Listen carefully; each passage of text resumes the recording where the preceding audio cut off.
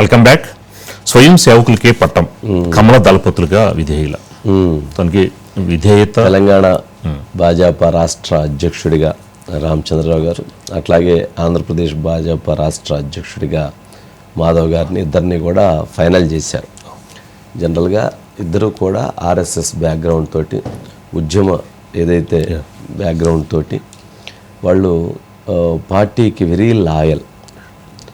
వీళ్ళు రెండు ఫ్యామిలీస్ కూడా బీజేపీకి ఆర్ఎస్ఎస్కి పూర్తి లాయల్గా ఉన్నటువంటి అనుబంధంగా, అట్లాగే ఏబీవీపీతో వాళ్ళు ప్రయాణం కొనసాగించినటువంటి వాళ్ళు.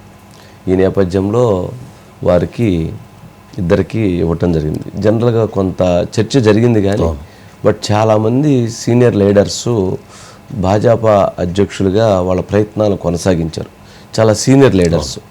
కానీ అంత సీనియర్ లీడర్స్ను పక్కన పెట్టి పార్టీకి వెరీ లాయల్ అనేటువంటి దాన్ని చూసుకొని సెలెక్ట్ చేయడం జరిగింది. ఈ రెండు సెలక్షన్స్ కూడా ఎక్కువగా వినిపిస్తుంది.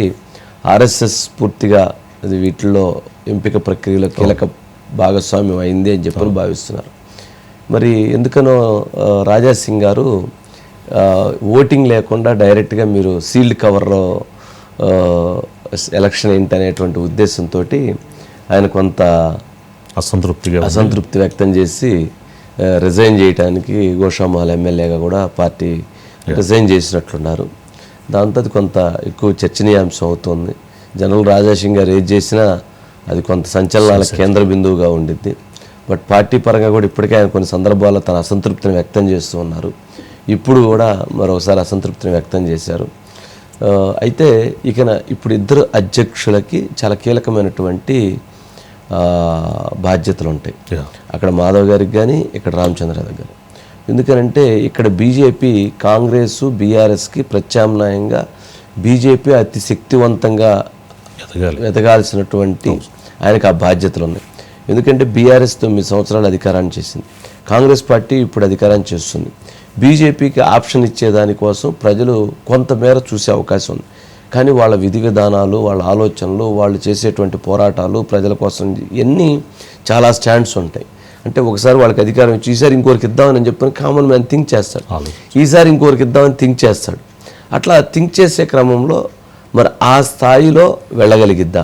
బీజేపీ గతంలో కొంత గ్రాఫ్ పెరిగింది, మరలా ఇప్పుడు కొంత గ్రాఫ్ తగ్గింది. వాస్తవాలు మాట్లాడుకుని తగ్గింది. మళ్ళీ ఇప్పుడు దాన్ని పెంచుకునేటువంటి పరిస్థితి ఉంటుందా? పెంచుకోవడానికి వాళ్ళ దగ్గర ఉన్నటువంటి కష్టపడటం అంటే టీం వర్క్, మళ్ళీ ఇంటర్నల్ పాలిటిక్స్ చేసుకుంటే అది నష్టపరిచి తప్ప ప్రయోజనాన్ని చేకూర్చదు. ఒకసారి బైట్స్ ఉన్నాయి సార్, ఒకసారి బైట్స్ ప్లే చేయండి. అధిష్టానం ఇంకా రాష్ట్ర అధ్యక్షుడిని ప్రకటించలే. ఇబ్బంది వాళ్ళు చంద్రబాబు నాయుడు గారు ప్రకటించరు, ఇంకోరు ఆయన ప్రకటించరు, ఈయన ఎప్పుడు వచ్చిందంటే కాదు. రాష్ట్ర అధ్యక్షుడిని అధిష్టానము అందరికీ నామినేషన్ ఇస్తారు. నామినేషన్ అంటే ఎవరిని అధ్యక్షుడు ఉండాలో అధిష్టానం నిర్ణయిస్తుంది. అందరి అభిప్రాయాలు తీసుకొని అధిష్టానం నిర్ణయిస్తుంది. అధిష్టానం తీసుకుంటున్నాక అందరు కట్టుబడి ఉంటాం.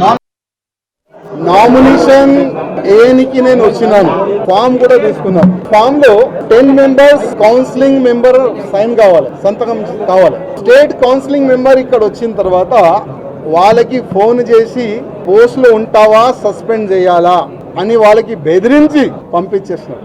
దాదాపు 7 మెంబర్స్ సైన్ కావాలి. కానీ ఆల్రెడీ డిసైడెడ్ ఎవరికి ప్రెజెంట్ చేయాలి, ఎట్లా చేయాలి అని ఆల్రెడీ వాళ్ళు డిసైడ్ చేసుకొని పైన కూస్తున్నారు. కిషన్ రెడ్డి గారు, మీ చేతి నుంచే ఇవాళ భారతీయ జనతా పార్టీలో నేను జాయిన్ అయినా, నేను నా రాజీనామా మీ చేతికే ఇస్తున్నా, ప్లీజ్ మీరు యాక్సెప్ట్ చేయండి అని కిషన్ రెడ్డి గారికి ఒక లెటర్ ఇచ్చి వచ్చిన. వాళ్ళ స్క్రూటినీ అయి నాకు నామినేషన్ యాక్సెప్ట్ చేసినట్టు రిసీట్ ఇవ్వడం జరిగింది. సో రేపు ప్రకటన అయిన తర్వాత తప్పనిసరిగా మీ అందరితో కలిసి మాట్లాడతాం. మరి ఇక్కడ తెలంగాణలో సార్ 2028లో మరి అసెంబ్లీ ఎన్నికలు, ఈ రామచంద్రరావు గారి యొక్క సమర్థత, మరి పార్టీలో అందరితోటి బాగా అటాచ్మెంట్ ఉంది, అందరికీ దగ్గరగానే ఉంటారు.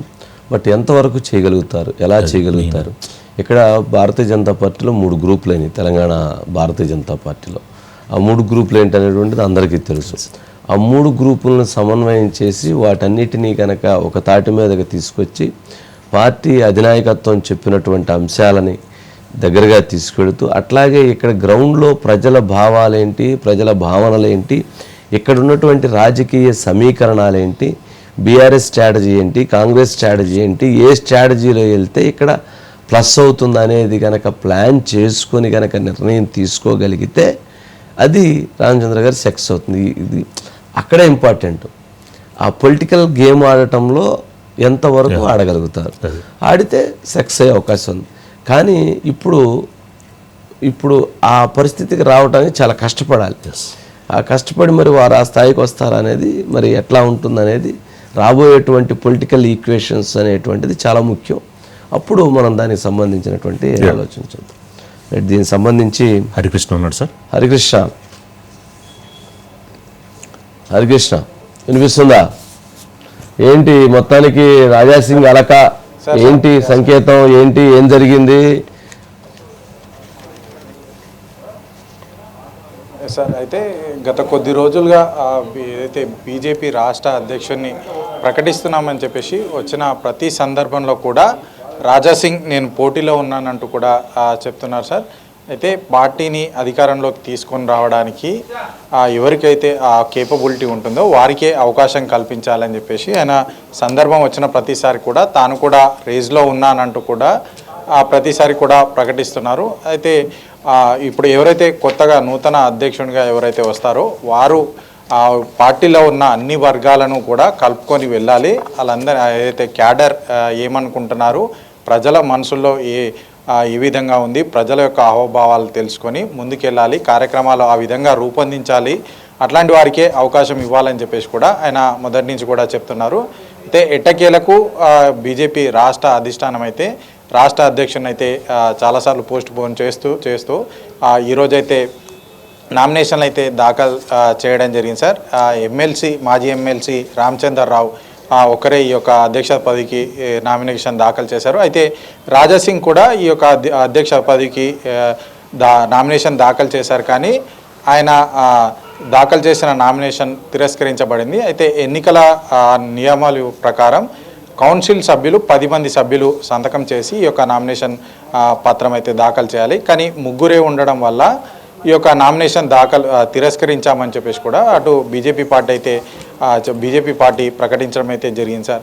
అయితే పార్టీకి సంబంధించి ఏదైతే ఇప్పుడు ప్రస్తుతం రామచంద్రరావుకి సంబంధించి ఒకసారి ఆయన బ్యాక్గ్రౌండ్ కనుక పరిశీలిస్తే 1977లో మొదటిసారిగా ఏబీపీలో రైల్వే డిగ్రీ కాలేజీలో ఆయన ప్రస్థానం అయితే మొదలైంది. అక్కడి నుంచి ఉస్మానియా యూనివర్సిటీలో కీలకంగా పనిచేశారు. తర్వాత రాష్ట్ర లీగల్ సెల్ కన్వీనర్గా పనిచేశారు.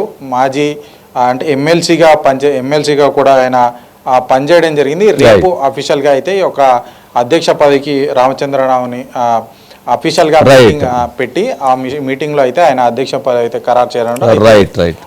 రాజాసింగ్ మాత్రం దీన్ని అసంతృప్తి వ్యక్తం చేస్తూ రాజీనామా చేశారు సార్. నెక్స్ట్ అండి, ఏపీలో కొత్త టెక్ శకం క్వాంటమ్ విజన్ ఆవిష్కారం.